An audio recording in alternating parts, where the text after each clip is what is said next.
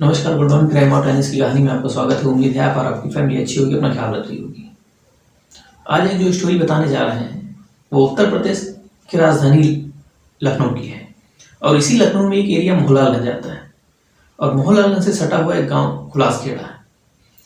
और इसी हुलासखेड़ा गांव की एक महिला अपने संबंधित थाने यानी मोहनलालगंज थाने पहुंचती है और अपने हाथ में एक दरखास्त लेकर आला अधिकारी से शिकायत करती है कि सर, मेरी एफआईआर दर्ज कर ली जाए, क्योंकि मेरा पति जो कि 1 फरवरी 2023 से घर से बता के निकला था कि वो गाड़ी, जो कि उसके पास एक गाड़ी है इको मारुति, वो चलाता है, किराए पे चलाता है। तो वो किराए पे ले जाने की बात कहकर निकला था और तब से लेकर आज तक यानी कि 4 दिन बीत गए थे, अभी तक उसका कुछ अता पता नहीं है।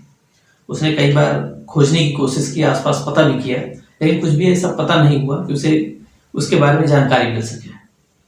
हालांकि कुछ देर बाद पुलिस एक्शन में आती है और उसके पति यानी राम अचल का नंबर लेती है। राम अचल का नंबर लेने के बाद उसके फ़ोन से सीडीआर की रिपोर्ट मंगवाती है और उसी आधार पर जांच शुरू करती है। अब पुलिस को यह पता करना था कि सीडीआर रिपोर्ट के हिसाब से लगभग उस रात यानी कि 1 फरवरी, उस रात इसके किससे इसकी बात हुई थी। सीडीआर नंबर में अब लगभग पता हो गया था लगभग 6 से 7 लोग हैं जिससे इसकी कंटिन्यू कई बार बात हुई थी। अब पुलिस एफआईआर लिखने के बाद अगले दिन लगभग 6 से 7 लोगों को उठाती है, जिसमें से राम सुफल, साहू, राकेश कश्यप और अनुराग थे। इनको सबको उठाती है और पूछताछ शुरू करती है। उसमें से कई लोग ऐसे भी थे जिसका कुछ इस कांड में या इस हत्या में किसी प्रकार से कोई लेना देना नहीं था।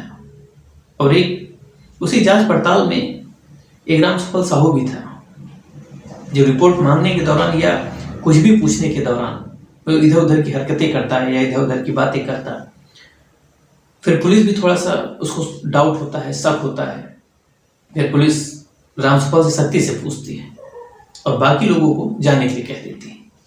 बाकी लोग वहां से चले जाते हैं, लेकिन राम सुफल को रोकती है और सख्ती से पूछती है कि कुछ भी जानते हो तो इसके बारे में बता दो, क्योंकि तुम्हारे नंबर जो हैं कई बार इससे ट्रेस हुए हैं और आखिरी बात जो हुई है तो तुम्हारे नंबर से हुई है। और तब से ही राम अचल लापता है, किसी प्रकार से उसकी कोई जानकारी नहीं मिल पा रही।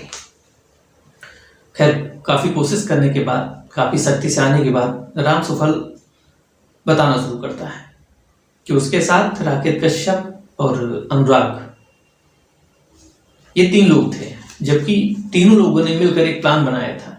क्योंकि राम सुफल का कई लोगों से पैसा भी उधार ले रखा था, उसके ऊपर काफी बड़ी मात्रा में ब्याज भी था, अब उसको चुकाना भी था। तो राम सुफल और राकेश कश्यप और अनुराग ने एक प्लान बनाया कि उसका दोस्त जिसके पास गाड़ी है और किराए पे गाड़ी भी चलाता है, क्यों ना उसको बेच दिया जाए। अब बेचने के लिए एक बड़ा गेम खेला जाए। फिर तीनों प्लान बनाते हैं और राम अचल को फोन करते हैं। ये बात राम सुफल उस बयान में कह रहा था जब पुलिस उसके ऊपर सख्ती से पूछ रही थी।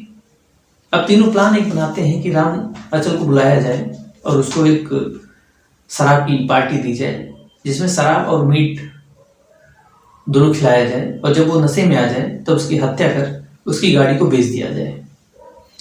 अब इधर राम सुफल, जो कि कई बार उसने आपस में कई बार पार्टियां की थी, तो इससे राम अचल को ज्यादा कुछ शक भी नहीं हुआ और एक ही बार बुलाने पे राम अचल मौके पर पहुंचता है। अब चारों मिलकर आपस में दारू पीते हैं, शराब पीते हैं, पार्टी करते हैं। इधर क्योंकि प्लान था तो राम सुफल, साहू, राकेश कश्यप और अनुराग बहुत कम मात्रा में शराब पीते हैं, लेकिन तीनों प्रेशर करते हैं राम अचल पर कि ज्यादा से ज्यादा शराब उसको पिला दी जाए और वो बेहोश हो जाए। और यही प्लान था और यही प्लान बनाते हैं। अब राम अचल जब ज्यादा उसको शराब पिला देते हैं तो बेहोश हो जाता है। बेहोश होने की स्थिति में तीनों मिलकर उसके सर पे एक लोहे की राड से वार करते हैं और वार तब तक करते रहते हैं जब तक उसकी मौत नहीं हो जाती।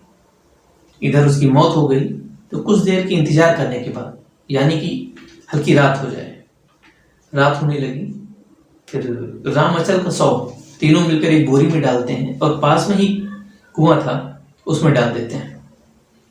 अब वहाँ से अगली सुबह तीनों निकलते हैं और मोहल्ला से कुछ ही दूरी पे एक एरिया गोसाईगंज है। अब तीनों निकलते हैं और जिसमें से शुभम गुप्ता एक ज्वेलर्स की दुकान करता है और उससे पहले भी उस लोगों ने बात कर रखी थी। तो एक फर्जी इकरारनामा तीनों तैयार करते हैं और शुभम गुप्ता के पास पहुंचते हैं और उसे बताते हैं ये गाड़ी हमने रहनामा के तौर पे ली है, जिसको 1 लाख में आपको हम गिरवी देना चाहते हैं। जब हम आपको 1 लाख रुपए वापस करेंगे आप मेरी गाड़ी वापस कर दीजिएगा। शुभम भी समझता है चलो ठीक है। उसके एवज में 1 लाख रुपए उसे वापस करता है और जैसे ही 1 लाख रुपए उसे मिलता है ये तीनों वापस घर चले जाते हैं। घर आने पे पैसा का भी बंटवारा करते हैं, जिसमें से राम सुफल साहू ने 50,000 अपने पास रखे और बल्कि राकेश कश्यप और अनुराग को 25-25 हजार रुपये बांट दिए। अब तीनों अपना काम कर रहे थे। इधर पुलिस भी थोड़ा सा सख्ती से आती है, उधर शुभम को भी पुलिस उठाती है क्योंकि बिना रजिस्ट्रेशन के आप पैसे बांट रहे हैं, वो भी गिरवी के तौर पे। तो उधर एक मित्र ने थोड़े से पैसे की लालच के चक्कर में अपने दोस्त की हत्या कर दी थी। ये एक छोटी सी स्टोरी थी। इसमें फिर तीनों को FIR दर्ज होती है, थाने लाती है और निशानदेही पे 100 को बरामद भी करती है और उसके साथ एक जिससे उसकी हत्या की गई थी लोहे का राड वो भी बरामद करती है, कार भी बरामद करती है और जो शराब की बोतलें थी वो भी बरामद करती है।